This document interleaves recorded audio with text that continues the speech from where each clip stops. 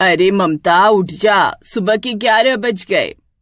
अरे तो इसमें कौन सी नई बात है माँ, मैं तो हर रोज 11 बजे ही सोकर उठती हूँ। लेकिन अब 11 बजे तक सोना तेरे लिए नई बात नहीं होगी। आज तेरी शादी है, भूल गई क्या तू? अरे बारात तो रात में आएगी ना, अभी मुझे सोने दो। देख बेटी, मैं तुझे पिछले 2 महीने से कह रही हूँ कि सुबह जल्दी उठने की आदत डाल ले, वरना ससुराल में तेरा क्या होगा तुझे पता है ना। तेरी शादी गांव के एक ठाकुर खानदान में हो रही है, कितना बड़ा परिवार है। और दूसरी बात, गांव में लोग जल्दी उठते हैं। सुन रही है या नहीं? जल्दी उठ जा, तुझे ब्यूटी पार्लर भी तो जाना है। उसकी टेंशन मत लो माँ, रात भर मैं अपनी सहेलियों से चैटिंग कर रही थी। ब्यूटी पार्लर वाली, फैशन डिजाइनर सब टाइम पर आ जाएंगे, मुझे कहीं नहीं जाना पड़ेगा। पता नहीं ससुराल में क्या होगा इस लड़की का। खैर रात में विक्रम अपने माँ बाप, भैया भाभी, बहन पायल, दोस्तों और बाकी बारातियों के साथ बारात लेकर पहुँच गया। उसके सारे दोस्त और पूरा परिवार डांस कर रहे थे। आज मेरे यार की शादी है, आज मेरे यार की शादी है, ऐसा लगता है सारे संसार की शादी है, आज मेरे यार की शादी है। इसका मतलब कल पूरा संसार सुहागरात मनाएगा। चलो नाच गाना बहुत हो गया, अब आगे की रस्में करते हैं, समधी जी ने बुलाया है। हाँ चलो ना भैया, मैं भाभी को दुल्हन के लिबास में एक बार देखना चाहती हूँ। अरे हाँ पायल, आज उसकी शादी है तो दुल्हन के लिबास में ही होगी ना, मैक्सी पहनकर तो मंडप में बैठ नहीं जाएगी। तुम भी ना बड़ी मजाकिया हो, चलो सब लोग अंदर चलो। तो इस तरह थोड़ी देर बाद विक्रम और ममता की शादी होने लगी। पहले पंडित जी ने 7 फेरे करवाए, उसके बाद वरमाला होने लगी। लेकिन ममता बार बार अपना मोबाइल निकाल कर वीडियो बना रही थी। तो दोस्तों देख सकते हैं, आज मेरे लिए बहुत खास दिन है। ये है मेरे पति, ये मेरे सास ससुर, ये है मेरी प्यारी ननद, ये है मेरे जेठ जी और ये है मेरी जेठानी जी। ममता ये क्या कर रही है तू? सारे लोग तुझे देखकर हंस रहे हैं। तेरे ससुराल पक्ष के लोग गांव के हैं, वो लोग क्या सोचेंगे? अरे रहने दीजिए आंटी जी, भाभी की वजह से मैं भी सोशल मीडिया पर वायरल हो जाऊंगी। भाभी आप मेरा भी वीडियो बनाइए। देख रहे हो अपनी बहू को, जब अभी से ये हाल है तो न जाने आगे चलकर क्या होगा। मैंने पहले ही कहा था कि शहर की लड़की से शादी मत करो। अरे तुम चुप करो, ममता बहुत समझदार और पढ़ी लिखी लड़की है। हमारे गांव में पहला ऐसा घर होगा जिसके घर शहर वाली बहू आएगी। तो इस तरह विक्रम और ममता की धूमधाम से शादी हुई और वो अपने ससुराल आ गई। गृह प्रवेश के वक्त भी वो मोबाइल चलाने में लगी हुई थी। अरे बहू क्या कर रही हो? थोड़ी देर मोबाइल रख दो और इस लोटे में पैर मारकर घर के अंदर प्रवेश करो। अरे वो सॉरी सासू माँ, मैं वो ना कल वाले वीडियो अपलोड कर रही थी। खैर ममता ने फोन रख दिया। उसके बाद उसका गृह प्रवेश हुआ। पूरा परिवार घर के अंदर आ गया। पूरे गांव में उनकी हवेली सबसे शानदार थी। ममता ये सब देखकर फिर से वीडियो बनाने लगी, लेकिन इस बार ससुराल वालों को बुरा नहीं लगा। दोस्तों ये देखिए मेरी ससुराल। मेरे ससुराल देखकर मेरी सारी सहेलियां जल रही होंगी। अंदर से हवेली बिल्कुल महल जैसी लगती है। मेरी सासू माँ यहाँ की महारानी और मेरे ससुर जी यहाँ के महाराज लग रहे हैं। अरे बहू बस कर, इतनी भी तारीफ मत कर। अरे बहू अपनी ससुराल में इतनी खुश है, अपनी सहेलियों को अपना ससुराल दिखा रही है, तो दिखाने दो। अरे वो सब तो ठीक है ससुर जी, लेकिन देवरानी जी और देवर जी बहुत थक गए होंगे। काफी रात भी हो गई है, इन्हें कमरे में भेजिए। अरे हाँ विक्रम, ममता को लेकर अपने कमरे में जाओ, आराम करो। हम लोग तो बहुत थक गए हैं, अब जा रहे हैं सोने। खाना पीना तो हमने खा ही लिया था वहाँ पेट भर के। हाँ सही कह रहे हो भैया। चलो ममता, अब कमरे के अंदर वीडियो बनाना। अरे भैया ये क्या बोल रहे हैं? आज आप दोनों की पहली रात है, कमरे के अंदर का वीडियो सोशल मीडिया पर अपलोड मत कर देना। अब पायल भी बड़ी हो रही है, जल्दी से इसकी भी शादी कर दीजिए। खैर ममता और विक्रम अपने कमरे में आ गए। वहाँ भी ममता मोबाइल में ही लगी थी। ममता आज हमारी शादी की पहली रात है, अब तो मोबाइल को रख दो थोड़ी देर। ठीक है मेरे पति परमेश्वर, जैसी आपकी आज्ञा। अरे ये कैसे बोल रही हो तुम?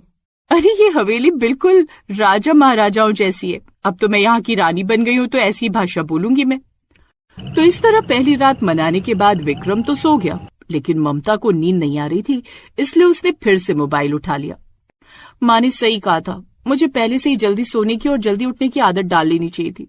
2 बज रहे पर मुझे तो नींद ही नहीं आ रही। कल मेरी पहली रसोई है, इसलिए कुछ इटालियन बनाना सीख लेती हूँ ऑनलाइन। तो इस तरह रात भर ममता मोबाइल चलाती रही। सुबह के 5 बजे उसे नींद आई, लेकिन जैसे ही उसकी आंख लगी वैसे उसे मंदिर की घंटियों की आवाज सुनाई देने लगी। अचानक से उसकी नींद खुली तो देखा विक्रम बगल में था ही नहीं। ये विक्रम जी सुबह सुबह कहाँ चले गए और ये घंटियों की आवाज कहाँ से आ रही है? कान में रुई डालकर सो जाती हूँ। ममता कान में रुई डालकर सो गई। वहीं घर के बाहर हॉल में ममता का पूरा परिवार आरती कर रहा था। पायल घंटी बजा रही थी और उसकी सास बाकी लोगों के साथ मिलकर आरती गा रही थी। ओम जय जगदीश हरे, स्वामी जय जगदीश हरे, भक्त जनों के संकट क्षण में दूर करे, ओम जय जगदीश हरे। आरती खत्म होने के बाद विक्रम, आज ममता का इस घर में पहला दिन था। कल बेचारी थक भी गई होगी, लेकिन कल से उसे भी 5 बजे उठा देना ताकि वो हमारे साथ आरती में सम्मिलित हो सके। ठीक है माँ। फिर धीरे धीरे सूरज निकल आया। सुबह के 7 बज गए। विक्रम ममता को जगाने लगा। अरे ममता उठ जाओ, सुबह के 7 बज गए, सूरज सर पर चढ़ आया है। अरे सोने दो ना विक्रम, मैं सुबह 7 बजे तो सोई हूँ। कल बहुत थक भी गई थी। 11 बजे उठने की आदत है, अभी तो मेरे लिए रात ही है। अरे ममता, ये कैसी बातें कर रही हो? आज तुम्हारी ससुराल में पहली सुबह है और तुम्हारी पहली रसोई भी तो है। अरे तो इतनी जल्दी खाना खा लेते हो क्या तुम लोग? मैं 11 बजे उठूंगी और 12 बजे तक खाना बन जाएगा। गांव की औरतों को भी बुला लो, मुंह दिखाई की रस्म भी करके खत्म कर दो। सबको मेरा खाना बहुत पसंद आएगा। इतना बोलकर वो चादर ओढ़कर फिर से सो गई। विक्रम उसे जगाता रहा पर वो नहीं उठी। उसने जाकर सारी बात अपने परिवार को बताई। ये शहर की लड़कियां होती ही ऐसी हैं, रात भर मोबाइल चलाया करती हैं और सुबह 11 बजे तक सोती हैं। अरे कोई हमारे गांव में सुनेगा कि हमारी बहू 11 बजे उठती है तो क्या सोचेगा? तू सही कह रही है बहू, ऐसा रोज रोज चलता रहा तो हमारी तो बेइज्जती हो जाएगी गांव वालों के सामने। ठाकुर खानदान का नाम मिट्टी में मिल जाएगा। अरे क्यों राई का पहाड़ बना रहे हो तुम लोग? अरे बेचारी थक गई होगी, कल से जल्दी उठ जाएगी। पापा बिल्कुल सही कह रहे हैं। अभी के लिए मैं चाय बना देती हूँ, फिर जब भाभी उठेंगी तो खाना वो बना देंगी, क्योंकि आज उनकी पहली रसोई है। वैसे भी 12-1 से पहले हम लोग खाना खाते ही कहाँ हैं। हमारे भाई तो कहीं काम पर भी नहीं जाते। हमारे सारे खेतों के काम, फैक्ट्री के काम मजदूर और मैनेजर संभालते हैं। हाँ पायल, लेकिन दिन में एक बार तो मुआयना करने हमें जाना ही पड़ता है। चलो तुम चाय बनाओ, फालतू की बातें मत करो, ये सब हमारा काम है, हम देख लेंगे। तो पायल ने सबको चाय बनाकर पिलाई। धीरे धीरे 10 बज गए, फिर भी ममता सोकर नहीं उठी। विक्रम बेचारा उसे जगाने गया, लेकिन वो उठी नहीं। बड़ी मुश्किल से वो 11 बजे ही सोकर उठी। अब उठ जाती हूँ, वरना ससुराल वाले मेरी खोपड़ी पर चढ़ जाएंगे। जल्दी से नहा लेती हूँ और जो इटालियन डिश मैंने रात में ऑनलाइन सीखी थी वही बना देती हूँ सबके लिए। ममता ने जल्दी से नहाया धोया और तुरंत किचन में घुस गई। वो ढेर सारा खाना बनाने लगी।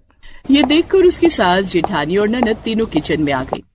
अरे उठ गई महारानी, इतना सारा खाना क्यों बना रही हो और ये क्या बना रही हो? ये तो मैंने कभी देखा ही नहीं। सासू माँ, विक्रम जी ने आपको बताया नहीं? मैंने उनसे रात में ही बोल दिया था कि मैं गांव की सभी औरतों के लिए भी खाना बनाऊंगी, क्योंकि आज मेरी मुंह दिखाई की रस्म भी तो है। उन्हें भी तो पता चले कि आपकी नई नवेली बहू कितना अच्छा खाना बनाती है। ऐसा खाना किसी ने बनाया नहीं होगा आज तक इस गाँव में। अरे देवरानी जी, एक तो दोपहर में सोकर उठी हो, ऊपर से बड़ी बड़ी बातें कर रही हो। अभी तक नींद में हो क्या? भाभी मैं नींद में नहीं हूँ, रात भर मैंने इटालियन खाना बनाना सीखा, इसीलिए मैं इटालियन खाना बना रही हूँ। ये सुनकर वो तीनों चौंक गई, लेकिन पायल बहुत खुश हुई।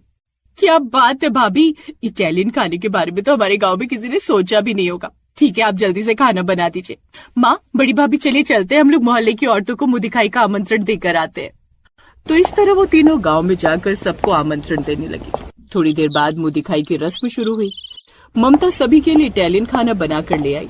सब एक साथ बैठकर खाने लगे। अरे ये क्या खिला दिया बहुरिया, इतना स्वादिष्ट खाना तो हमने आज तक नहीं खाया। ये क्या चीज है?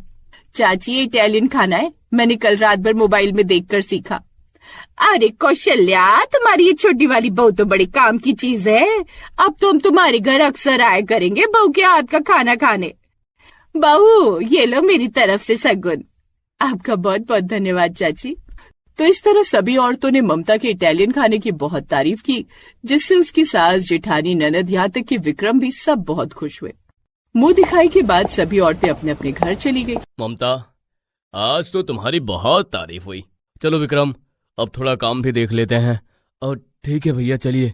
तो इस तरह खाना खाने के बाद दोनों भाई काम पर चले गए। शाम को गांव की औरतें बरगद के पेड़ के नीचे इकट्ठा हुई। आज ममता के हाथ का खाना खाकर बहुत अच्छा लगा। ऐसा लग रहा है पूरे शरीर में ऊर्जा भर गई है। सही कह रही हो बहन, आज उसने हमें इटालियन खाना खिलाया था, कल हम उसके हाथ का चाइनीज खाना खाएंगे। चलो चलकर उससे बोल देते हैं। हाँ हाँ बिल्कुल सही कहा, चलो चलते हैं। गांव की औरतें तुरंत ठाकुर साहब की हवेली आ गई। वहाँ पर ममता, उसकी सास, ननद, जेठानी, ससुर सब लोग मौजूद थे। अरे आइए आइए बहन जी, कैसे आना हुआ बताइए, मैं आपके लिए क्या कर सकता हूँ? अरे ठाकुर साहब, आपने तो हम सबके लिए बहुत कुछ किया है, लेकिन अब बारी आपकी छोटी बहू ममता की।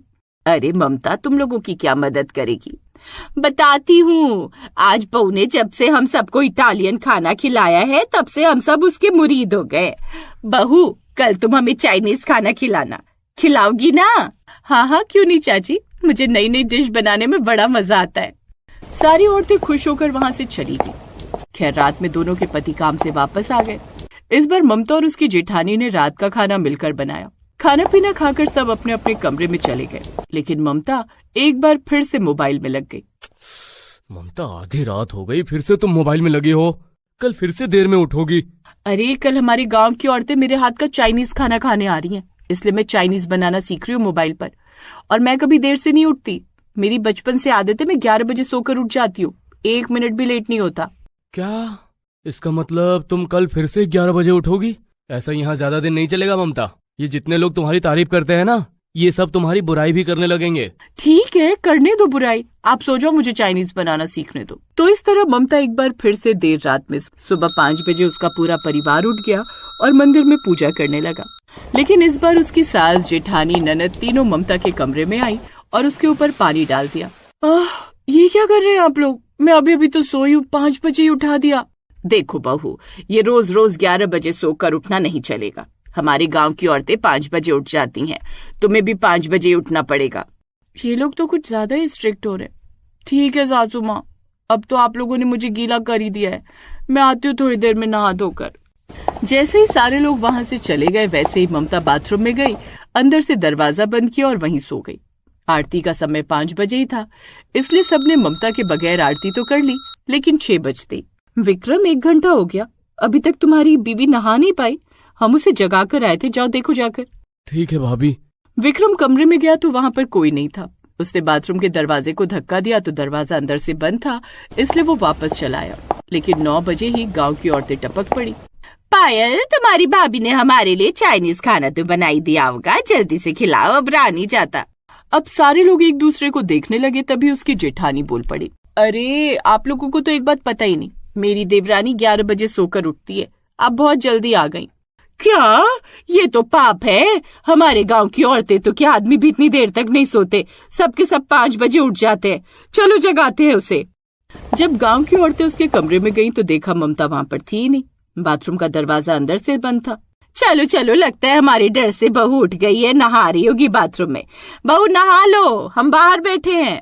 लेकिन ममता बाथरूम के अंदर सो रही थी। तो इस तरह धीरे धीरे एक बार फिर से 11 बज गए। गांव की औरतें हॉल में बैठी रही, लेकिन ममता बाहर नहीं निकली। 11 बजे के बाद एक बार फिर से औरतों के कहने पर जब विक्रम कमरे में गया तो देखा ममता बाथरूम से नहा धोकर निकल रही थी।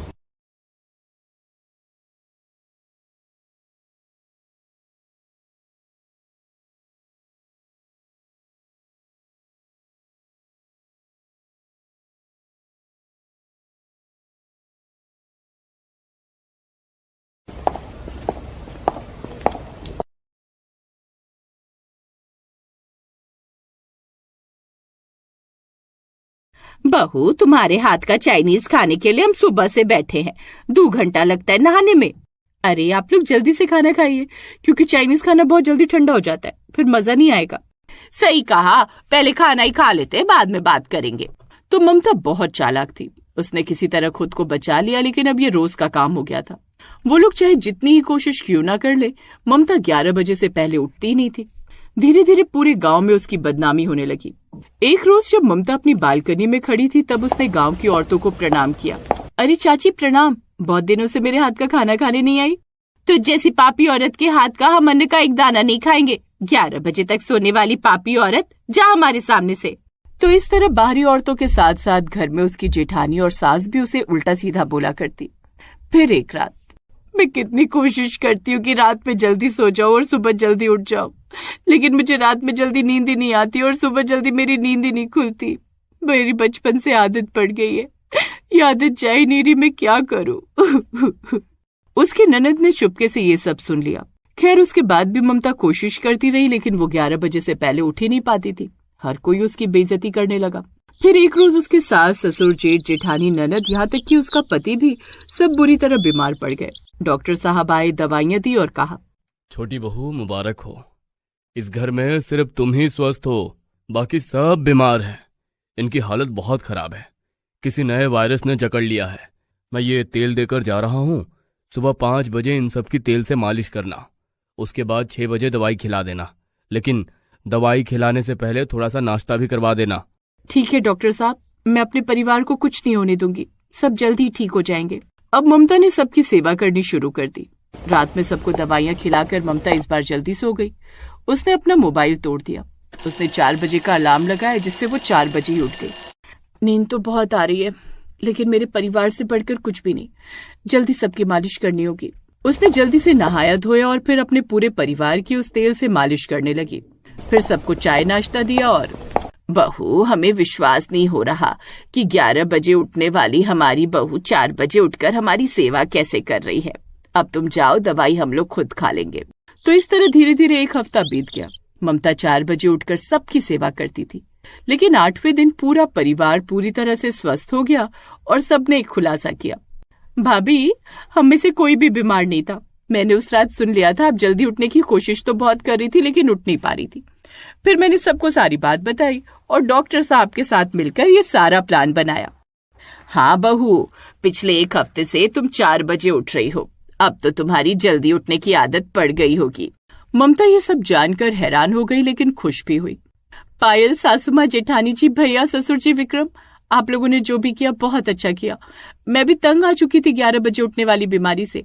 अब मैं भी हर सुबह 5 बजे उठूंगी, आप लोगों को शिकायत का कोई मौका नहीं मिलेगा। उस दिन के बाद पूरा गांव फिर से उसका सम्मान करने लगा और सब लोग उसके हाथ का खाना भी खाने लगे। ममता ने अपना मोबाइल तोड़ दिया था, इसलिए विक्रम ने उसे पहले से भी अच्छा मोबाइल ला कर दिया। उस दिन के बाद सब खुशी खुशी रहने लगे।